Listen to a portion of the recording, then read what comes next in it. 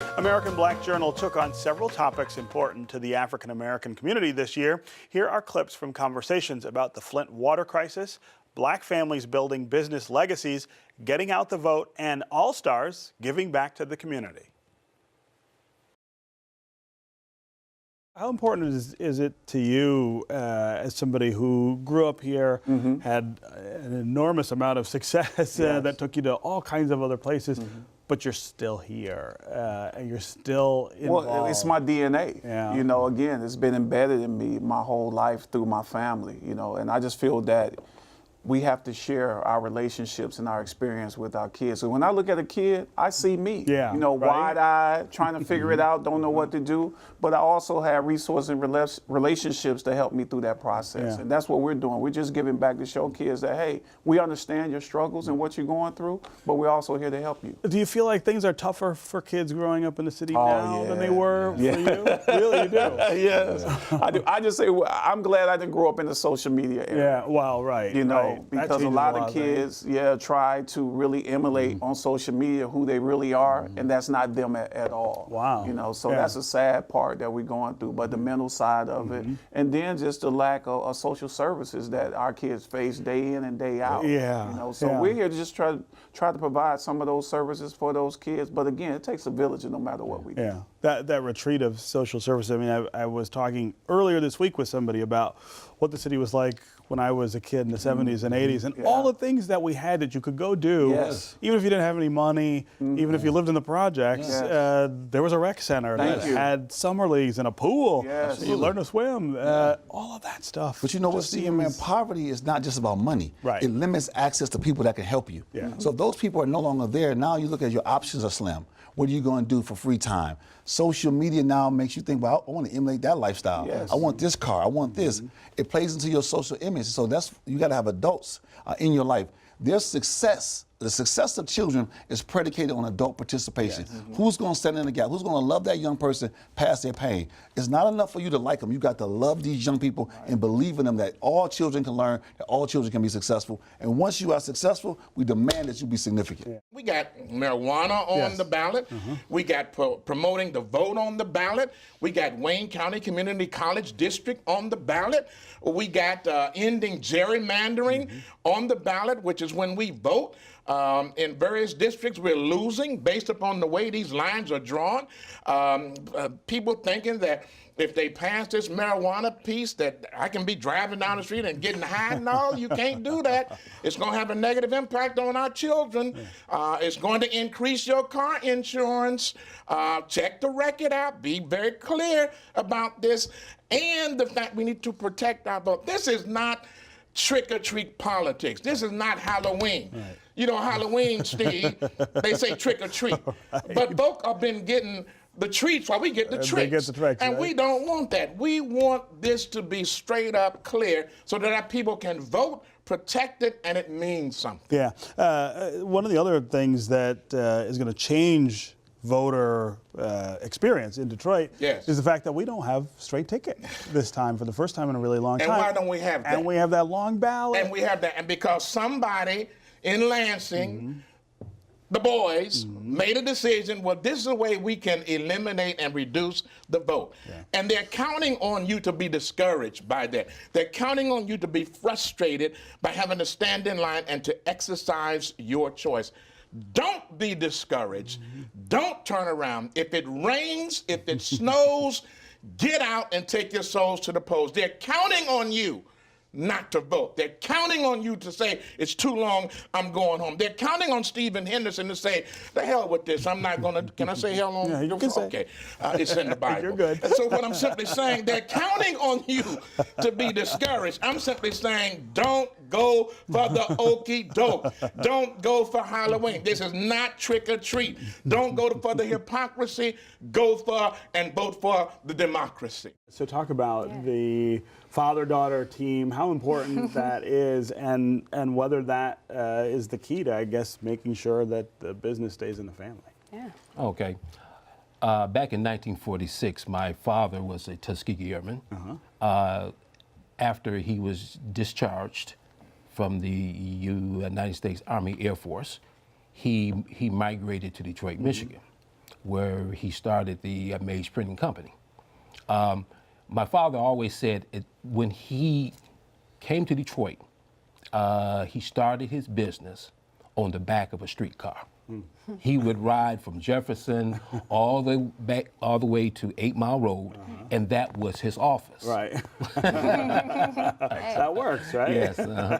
And what he always told me is that I'm building this company for you. For you, yeah. And my children, and my children's children. Okay? And he delivered on the actual promise. He sent all of his children to college, pay for them himself. In the back of a print shop, setting type by hand and working all day and night. Yeah. Wow. By saying that, I continue the actual promise that my father gave me. Yeah. And I passed the torch over to all 5 of my children, and they all have college degrees. Yeah. Yeah. Okay? So, and that's kind of a first step, right? You can't really pass the business on easily Until you to people equip them. who are not ready to run it. right. Yeah. Now, what my father used to always say, and people used to ask him, how did you get your son to join the business? He said, I did not deny my son his childhood. Huh. I let him play baseball, go to the YMCA, swim, Boy Scouts, Cub Scout, like, and etc. So when the decision came, I made it on my own. You did it on your own. That's interesting. And was not forced. Yeah. Which is important. Did you experience that same thing? You know, it's so crazy. Yes and no. So I definitely grew up in the family business. As a child, I remember, you know, listening to the presses run, seeing my father and my grandfather handle business and, you know, take care of their staff. So when I was in college, I actually went to school for film. And in the midst of me being in my second year of college, my father said, get a degree in printing. And I'm like, well, why? And he said, because you never know when you might need it. So I listened and I took my degree. So when I graduated from college, my father was telling me that it was time to pass the business over. And luckily I was prepared. I grew up, you know, pretty fast. My mom had lost her sight when I was a little younger. So I kind of took on like a lot of adult responsibilities at that time, which kind of was slowly but surely molding me. And of course, being in the operation and knowing what it's like the day to day, you know, taking over the family business really wasn't even a hard decision. And luckily I did have my degree in it, so I had knowledge. You know, a lot of children go straight into the family business. It may not necessarily have any book knowledge. They only have kind of, I don't want to say street knowledge, but you know, in shop knowledge. They've seen it, but it took me to another level to really understand the education behind it, and I'm glad that I did. I'm glad that I did. So he definitely prepared us. I know you you know this because of the industry you work in, but I feel like the city would be a different place if more African American businesses were able to extend that legacy further. I mean, you think of the opportunities in construction, for instance. Think of all the stuff we're doing in the city right now, and that we talk about participation all the time. That would be an easier question to solve if there were more businesses that had maintained that legacy. There are quite a few African American owned businesses in the city of Detroit, and I know quite a few construction related subcontractors, prime contractors that have done very well. And I should say that, you know, over our 29-year history, we've had a lot of and enjoyed a lot of support from the city of Detroit under the Shelter Marker Program, Executive Order number 4. A lot of that has been, you know, dismantled now, if you will, under Proposal 2 and passed in 2006. You can no longer have any race or gender-based contracting or education things going on. So it's going to be a little bit hard. And I told my son he's probably not going to enjoy the same opportunities that I've enjoyed. That you did. But hopefully he will continue to do well based on the fact that we've done a great job over the years and we've developed a great reputation. We had some news recently that I think can only be described as a setback in the efforts to try to make this right. Talk about what happened and what effect it's having. So I think you're talking about the stopping of the bottled water by the governor. Yes, that's exactly what happened. And I think it was a bad decision by the governor to do that. And what he said was the water is testing good, so you don't need it anymore. And one of the things I said to him is, I'm aware of the test results we're getting. I mean, you know, why wouldn't I be paying attention to that? Right. And they are better, you know, and we're glad they're better. Who wouldn't want good water? I mean, everybody deserves it. Why wouldn't we want good test results? I said, but our fight is we have not finished with the lead service line replacement. Right. We're almost halfway through. And one of the things we were told, and EPA has not changed their stance, was that when you're doing that amount of construction across your city, that those old pipes, lead particulates can break off and get into the system. Right. And so we still have to be able to protect ourselves. It's still a public health issue. And so that was why it was so important for the bottled water distribution to stay in place. Yeah. The other thing was the test results we were getting back from the schools. 90% of the results were good, but 10% we were still getting very high results in our schools.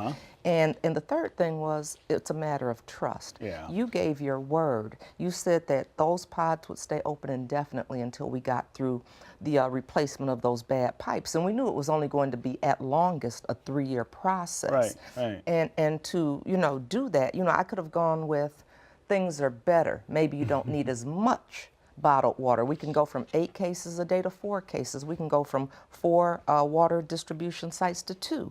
But they needed to stay in place because we still have families where the pipes haven't been Where changed. the pipes aren't changed? And while we can argue that the water tests good, we have homes that test high because the in-home plumbing, the fixtures have been damaged as a result. There's all kinds of residual effects of this that still mean people don't have clean water. Exactly. You know, Michelle Wolf, the comedian. Thank you, Michelle Wolf. At the correspondence dinner, the last thing she said is, Flint still doesn't have clean water, and that's still true.